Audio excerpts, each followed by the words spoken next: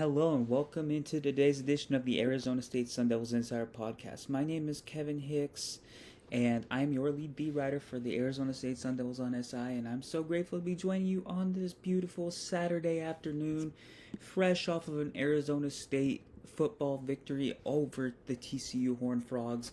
Arizona State played an incredible second half. And now they are 2-0 in Big 12 play and are absolutely in position to find themselves back in the Big 12 title game for a second consecutive season. And they have potential to repeat as Big 12 champions and be the only program outside of the Oklahoma Sooners to do so in the current iteration of the Big 12 as we know it, that has been in effect since 1996.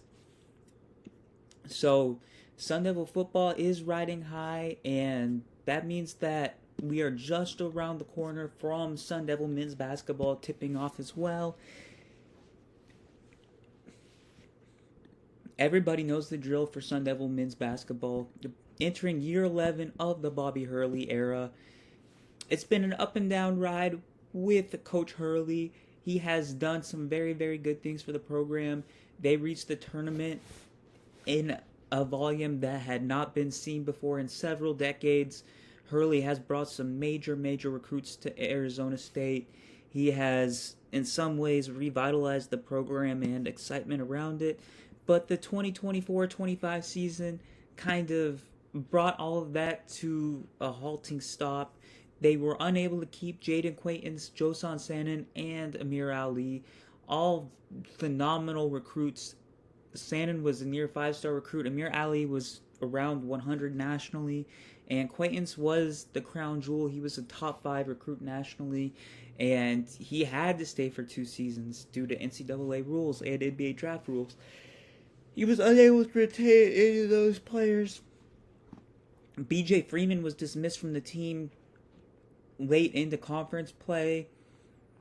They finished the season with a 13-20 record, which is the worst mark under Bobby Hurley, and just not much went right for the team. Players either transferred out or lost their eligibility, and Bobby had to create a nearly completely fresh roster. Only one player from last season's team in Trevor Best is returning, and Trevor Best joined the team at the tail end of non-conference play. So, pretty much effectively a new roster this season. And I wanted to talk about this team because the season opener is just over a month away. It's at the beginning of November against Southern Utah. And college basketball analyst, very respected basketball mind, Jon Rothstein, stopped by Sun Devil practice in Tempe earlier in the week as of Saturday, and he watched a practice. He gave some honest thoughts about the program, and he has some skepticism. I feel like a lot of us have skepticism, but so does he. He basically summed it up in this manner: that Arizona State is projected to finish in the lower regions of the conference. I think that everybody knows that, but he reiterated that. And to really surprise people and get in the middle region of the conference and possibly have a chance to make a surprise NCAA tournament bid, they need some guys on the wing to emerge. He is very high on Mo Odom, and we will get to Mo Odom in a second, as he is Diop, Mour Moussa Diop. Very talented big man out of Senegal. He likes those two guys, point guard and a big man, but he was skeptical of the wings and Marcus Adams Jr., who, by the looks of things at the surface and his statistical profile and his pedigree as a recruit, he should be the best player on the team heading into the season. But he has a foot injury that Bobby Hurley said will keep him out for at least another month. There's a chance he comes back for an exhibition game against Texas A&M just about a month from now. But even when he comes back, is he going to be the best player on the team? We shall see.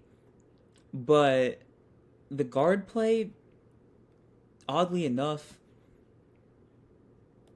could be a strength of the team this season. So we have VJ Wallace, who a guard forward combo out of Illinois, out of Chicago, that has had success over the last couple of years.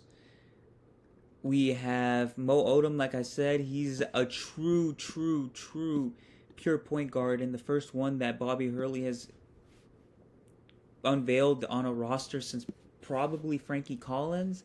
But even then, Mo Odom shoots 37% from behind the arc. He averages 14 points a game, 7 assists. It was just at Pepperdine, you can say that, but based off of everything we've heard and seen, it seems like he's going to translate just fine to the Big 12. There is a Dante Holloman, a transfer from Georgia State that was one of the leading scorers in the Sun Belt last season. He averaged over 16 points a game.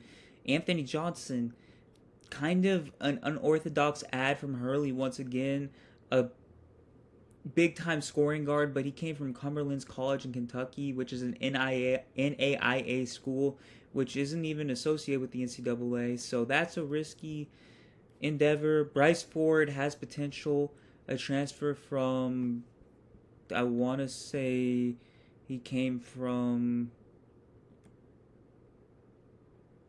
did he come? He came from Toledo, yep. The guard position, Trevor Best, even him, 18 points against BYU in a game last year.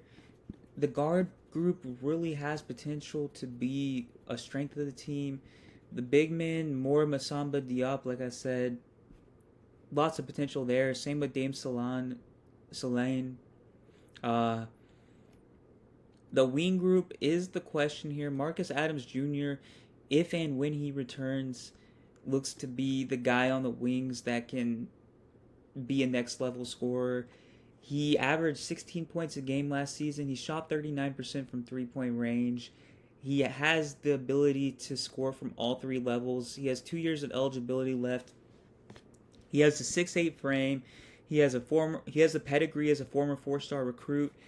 He's played at Kansas and BYU. Marcus Adams Jr. probably is going to be the X factor for this Arizona State team. And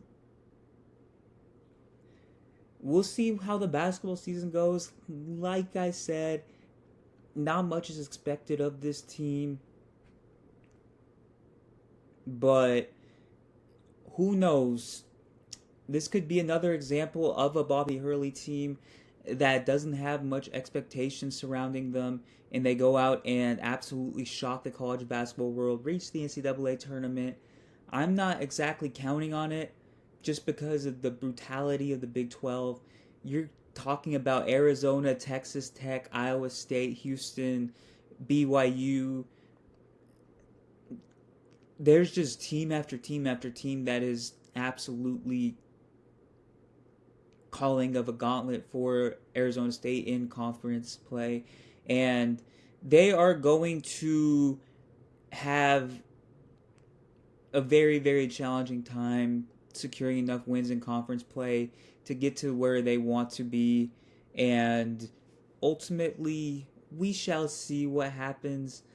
Bobby Hurley seems to do his best work when his back is against the wall. And we shall see beginning in November with a fairly challenging non-conference slate that includes Texas, Gonzaga, and UCLA. And that is really all I have for today for the Sun Devil basketball preview. Just a month away from the season starting. And thank you so much for tuning in today, and I will see you again tomorrow.